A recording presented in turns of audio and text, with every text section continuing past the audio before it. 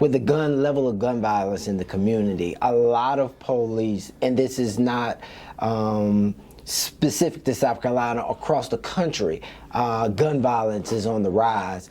A lot of police officers have been saying that, hey, you know, this is on us. We need help from the community. More importantly, we want to see the black church get more involved, and especially in a city like Columbia or in Richland County, where you have hundreds of black churches.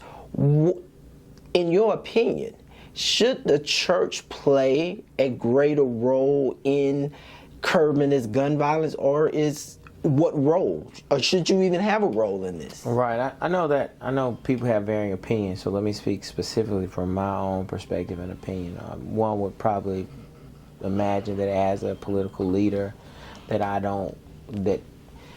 as a political leader, being involved in social issues, whatever they may be, is the role of the church. Otherwise, I wouldn't be involved. As a matter of fact, I'll give you this quick context.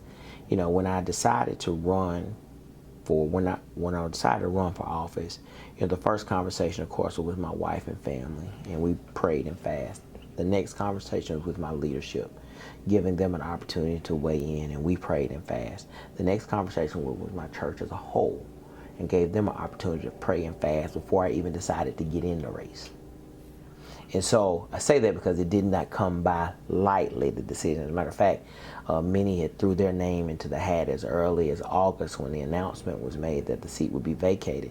I didn't get into the race till the end of October, after the flood.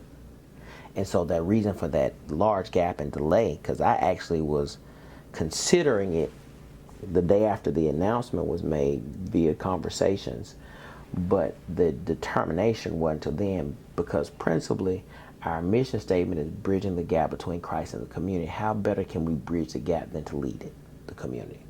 And so I think that's important to your question, because really I believe that we cannot be disengaged from the community or the concerns of the community. As a matter of fact, I think we have to meet them head on, and we have to say we care and help them resolve them. I think that's our role as brothers and sisters in Christ, whether they are a member of our church or not. We all are God's children. And to that end of us all being God's children, how can we say we love God if we don't love God's people? Additionally, how can you save souls if you don't save lives? So yes, we have every responsibility to be engaged. I'd like to use Reverend Dr. Michael Baker, saying, look, I participated and was part of the planning. I don't want to in any way take credit for it, because it was, you know, his brainchild, and other entities like Representative Leon Howard and Leon Lott, who came together, and they had a gun amnesty, a gun buyback program. And with that, they got over 143 weapons. And I'm not talking about 22 calibers. I'm talking about assault rifles. Many of them, and I think it was a collaboration with those who were, you know, quote unquote, in the streets, who also have come to the conclusion that we need to get a lot of these guns off the street. But it was very effective, but it was really spearheaded by a church. And we've sought to do something in this area as well, to do a similar program. You know, the challenge a lot of times is providing the money for the buyback. You know, if we can get businesses to, you know, donate and participate, and even churches to come in and donate and participate. But some churches don't believe that they have a social responsibility. But I'd argue that Jesus was very socially involved. I'd argue that Jesus was very political. I'd argue that the work of the church lies in the community. So yes, we do have a responsibility. What can we do? We can do programs like that. I think that was a very effective program, with a partnership between the church, business, and law enforcement. I think those type of partnerships, shared goals, shared responsibilities, that lead to the community becoming safer. But no one entity can do it. I think it has to be a multifaceted approach, and I think it has to come from a place of care and concern. I think we can't jail our way out of this. Right? Mm-hmm. Lord knows we can't shoot our way out of it.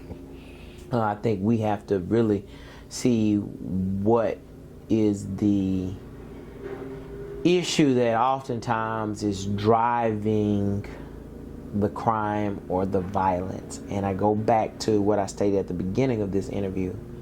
Conflict, as well as violence, as well as crime, And my humble opinion comes from needs not being met. And when we can identify and help people get their needs met, then I think we see a reduction in all of those things to include gun ownership.